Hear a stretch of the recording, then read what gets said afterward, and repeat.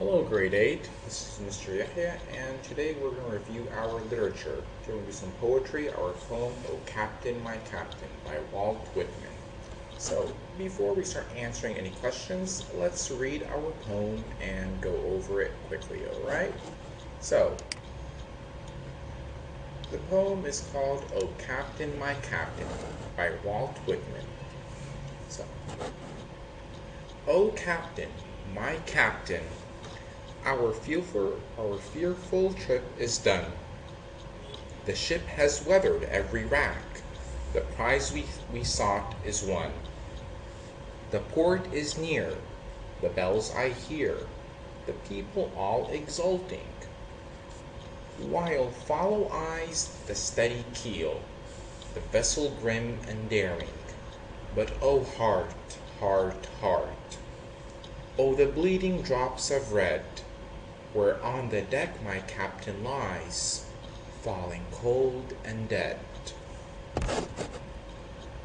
O captain, my captain, rise up and hear the bells. Rise up, for you the flag is flung, for you the bugle trills. For you bouquets and ribboned wreath, for you the shores a crowding. For you they call, the swaying mass, their eager faces turning. Here, captain, dear father, this arm beneath your head. It is some dream that on the deck you've fallen cold and dead. My captain does not answer. His lips are pale and still. My father does not feel my arm. He has no pulse nor will. The ship is anchored, safe and sound, its voyage closed and done. From fearful trip, the victor ship comes in with object won. Exult, O shores, and ring, O bells, but I, with mournful tread, walk the deck, my captain lies, falling cold and dead. Alrighty, what a beautiful poem. So obviously this poem over here is talking about a historic event, okay? And this event here was the assassination of Abraham Lincoln after the Cold War. Here, the journey that they're talking about that they have won, or the war that they have won, is the Cold War, okay? But unfortunately, after the Cold War, Abraham Lincoln was assassinated or killed. So that's why he is crying or mourning over the loss or the death of his captain. The captain here is obviously Abraham Lincoln. So let's take a look a little bit at the analysis of this poem before we answer any questions as well, alright? So Abraham Lincoln was a man Walt Whitman deeply admired and is the captain to whom Whitman refers. David Reynolds of History Now, American History Online, discusses the relationship between the master poet and the fearless leader. He asserts that Whitman looked for a redeemer president of these states who would come out of the real West, the log hut, the clearing, the woods, the prairie, the hillside. This redeemer president appeared 6 years later in the form of Abraham Lincoln. Lincoln did not disappoint his poet admirer and gained stature as Lincoln's presidency progressed and as the North won the Civil War, preserving the Union. It was Lincoln's death, however, that affected Whitman the most, who memorialized the greatest president in United States history. So he memorialized Abraham Lincoln with, "O Captain, my Captain." So, let's continue our analysis. So, the rhyme scheme here is AA, BB, and XC, XC. Okay, the opening couplets of the first two stanzas establish a happy mood, with juxtaposed with the shortened succeeding lines. Brings out the disappointment experienced by the poet over the captain's death. Note the progression in stanza 1 begins with two happy couplets, and stanza 2 begins with 2 celebrating couplets. But something isn't quite right, as demonstrated by the off-rhyme of bells and trills. Stanza 3 reestablishes the rhyming couplet pattern, but the message is as clear as the rhyme, "The captain is dead." Okay? So let's see the meter and rhythm. There's no fixed meter. There is, however, a pattern of 4 long lines followed by 4 short lines in each stanza. The shortened lines emphasize the personal grief experienced by the poet against the backdrop of a broader victory. The poem's rhythm is created by the varying line length.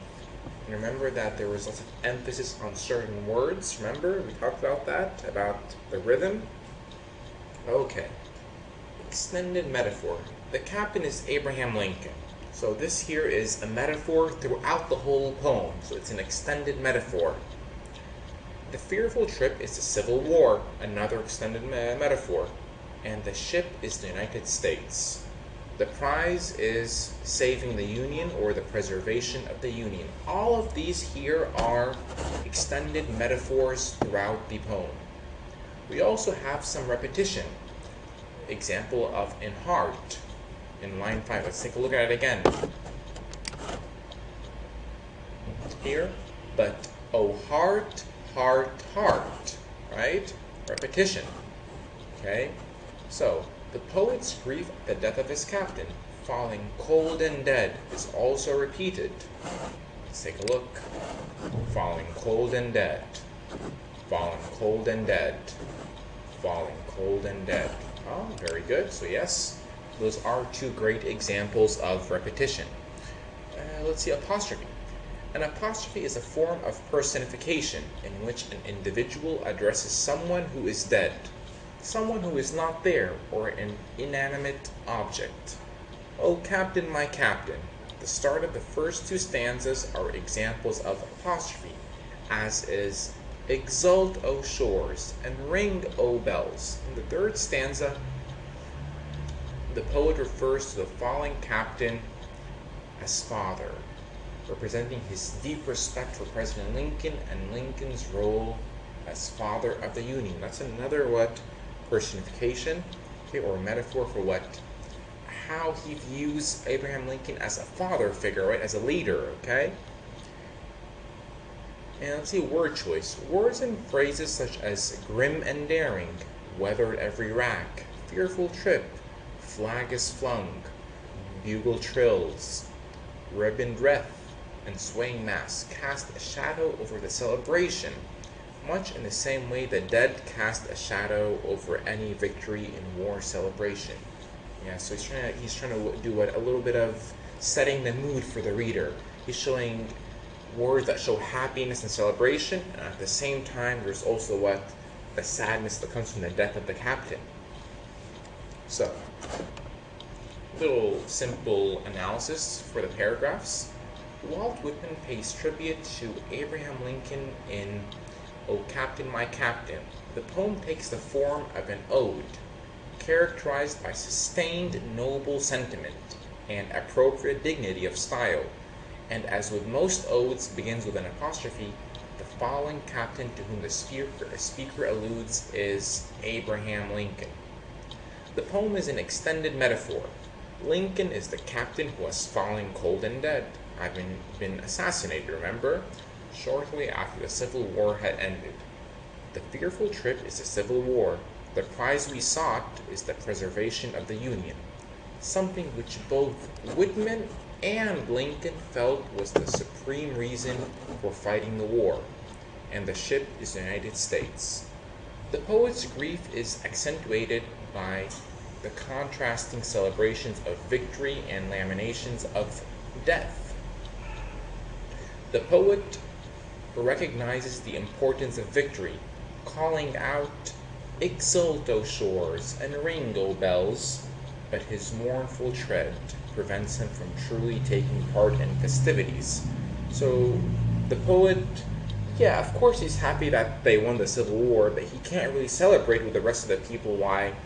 because he sees that there's a bigger tragedy, that their captain or their president, Abraham Lincoln, has died. Oh heart, heart, heart, oh bleeding drops of red, haunts the poem, and the reader is constantly reminded that he has fallen cold and dead. So Walt Whitman here wants to always remind us that there's sadness in this poem, that there's sad news, the death of the captain. Alright, so let's take a look at our questions now and answer them together, alright? So,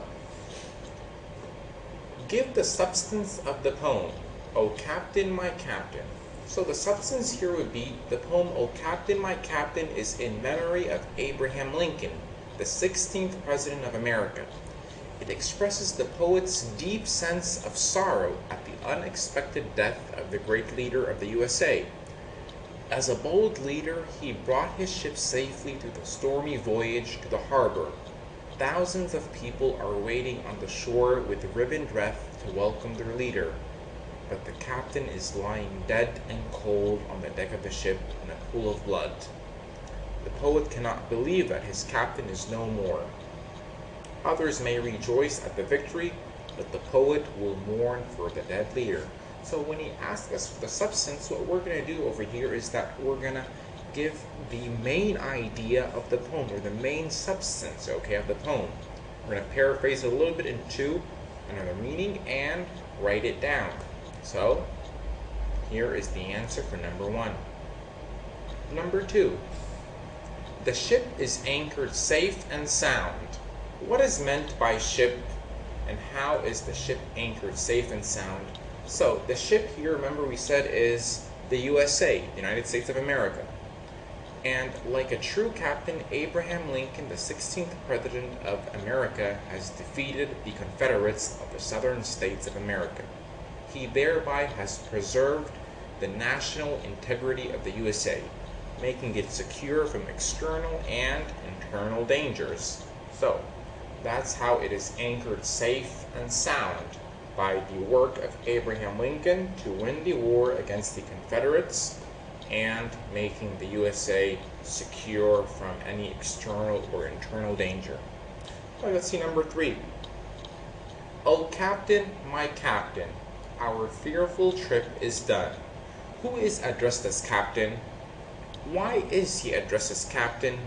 And bring out the meaning of fearful trip. Well, let's see the answer. So, Abraham Lincoln, the 16th President of the USA, is addressed as Captain. So he's the captain.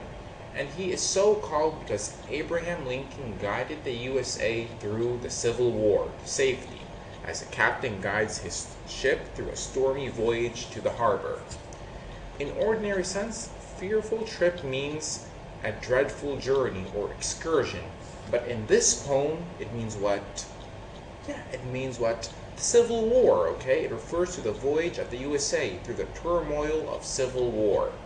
Okay? Number 4. Here, Captain, dear father, this arm beneath your head. Who is the captain? Why does the poet call him dear father? Why does the poet place his arm beneath the captain's head? So like we said before and before and before, that the captain is Abraham Lincoln, the 16th President of the USA. And the poet loved his captain so dearly that he called him Captain. So it's a sign or a way to show his love for Abraham Lincoln. Besides, as a president of the country, Lincoln was the father of a nation. He could protect the integrity of the country. So it's also a way to show him respect, that he's like a father figure. Okay? And the poet finds that his dear captain is lying dead. He does not like to believe that the captain is no more. He thinks that the captain is resting only.